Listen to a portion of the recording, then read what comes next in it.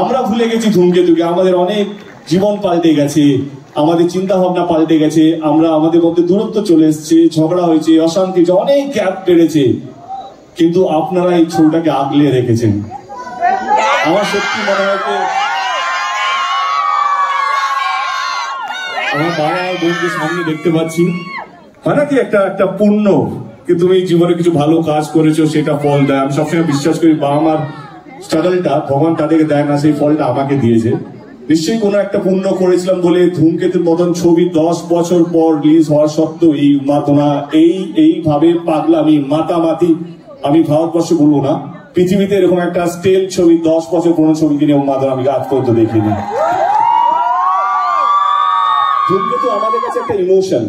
যদি আমি বুক চিরে দেখাতে পারতাম কি কতটা ভালোবাসা আছে এই ছবিটার প্রতি, তোমরা ভাববে because of Subhashree, because of so many thing. না না না, এই ছবিটা এমন একটা পরিশ্রম, আমি শুনছিলাম কৌশিকদা বলছিল কি এই ছবিটা শুধু আমাদের কাছে একটা সিনেমা নয়, কি একটা দারুণ লোকেশন, দারুণ কাস্টিং, যেটা আজকে বিশাল বড় একটা হিট জুটি, রানা সরকার, তার দারুণ একজন আমার মনে হয় ক্রিয়েটিভ মানুষ। শুধু আমাদের কাছে একটা সিনেমা নয়, এমন একটা জিনিস হয়ে দাঁড়িয়েছে ধূমকেতু আমাদের কাছে, সেটা ইমোশন বা শব্দ দিয়ে আমরা বোঝাতে পারবো না।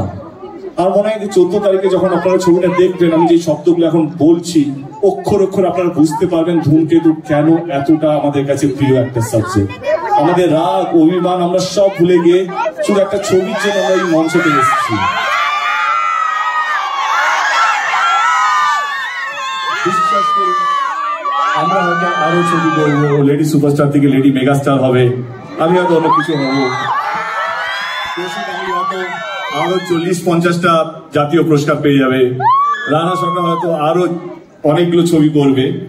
কথা দিয়ে রাখছি ধূমকেতু আমাদের জীবনে কারো জীবনে ফেরত আসবে না। এবং আমি অ্যাজ এ প্রডিউসার ধূমকেতু কিছু দিতে চাইছিলাম, হয় না একটা 10 বছরের যন্ত্রণা, 10 বছরের একটা আবেগ।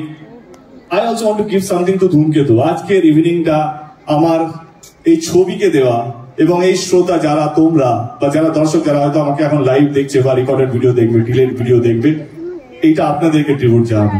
Thank you so much. আজকের দিনটা এরকম ভাবে আমাদের সঙ্গে মানে কি বলবো সেলিব্রেট করার জন্য থ্যাংক ইউ সো মাচ।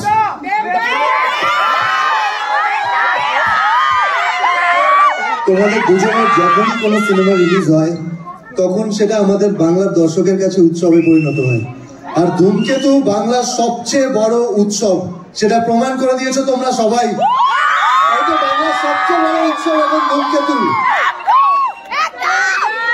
আমি প্রশ্ন যাই, প্লিজ কঠিন প্রশ্ন করো না। না কঠিন না, দুজনেরই সংসার আছে, কঠিনটা মন থেকে।